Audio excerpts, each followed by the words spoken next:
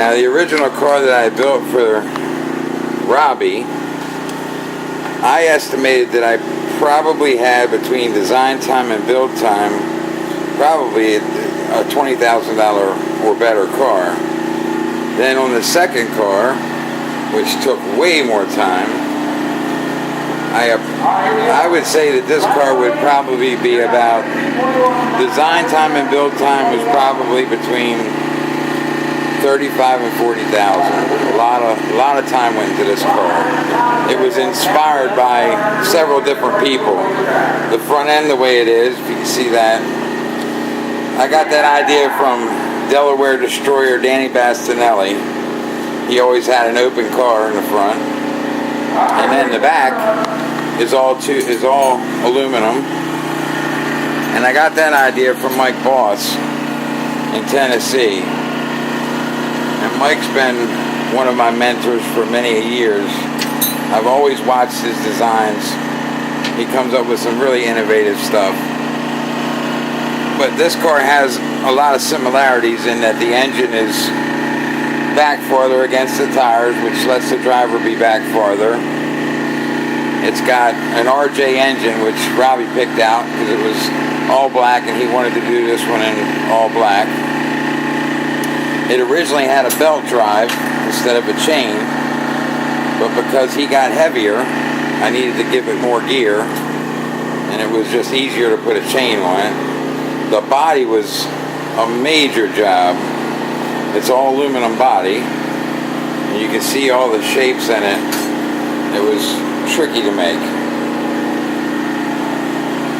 The dash originally had the air conditioning that we call air conditioning, but I had to take it out to give him some room for his knees because he's gotten almost as tall as me.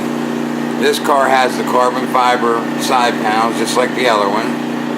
It's got the seat by Rankin, but we had it embroidered before we took it over to him.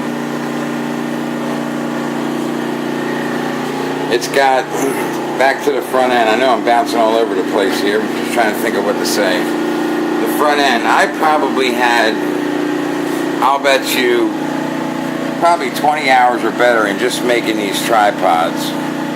And they're all handmade. They're not billet aluminum, they're steel, but they're hollow inside. And this car actually, you can actually change, you can see the slots on the tripod, you can actually change the rollout on this car. And when you take this one all the way this way and this one that way, you can get 2-inch stagger in the front end. And I believe I was the first one to do that, because I did it on the original purple car. Soon afterwards, I saw everybody making offset spindles. This is really beneficial for different racetracks, different rollout. You can adjust it. You can adjust it real easy to give it more rollout. I wanted to keep the frame looking like it was just an open frame, so I had to tip the rack down so that the steering shaft followed along the frame. And all these are hand cut out in a regular old Bridgeport milling machine. Terry had hours upon hours cutting these out. I didn't have access to a CNC machine at the time. I had all the aluminum parts anodized. The back's kind of hard to see, but it's really neat. The whole back of this car is aluminum, from the pivot all the way back to the back. It's got the same type of engine adjustment. It's got a screw that you turn to pull the engine back. It's got a single shock on it like the other car. The angle's better on this shock. The other one was a little bit of an engineer flaw. This car works better in that respect. The box for the tach is a little more modern looking. It's got the shut off rather than a toggle switch. It's just simple stuff. What did I do with the exhaust pipe? You're blocking it. This was the original exhaust that I had made for the car, and it mimics the intake, except for with his extra weight, the car will barely run a 7 anything, usually dial to 80 something. So this is about a tenth slower than what than what the straight pipe is. It looks cooler, but it's a good bit slow. This car has the puke tank that matches the gas tank on the other side, just like the first car.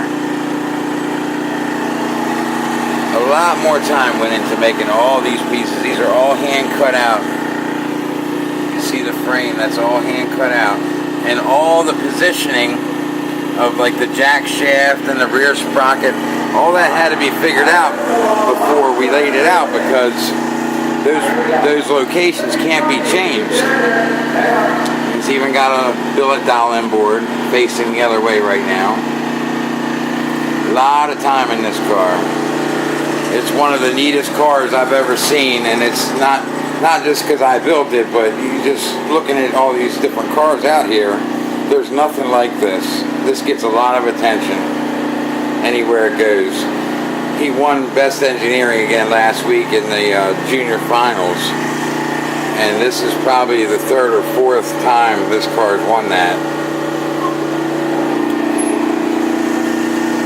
I think we're going to retire this year because he's getting into the big car, as everyone knows, and we're all looking forward to that. I never was much of a junior racer, but that's it for today.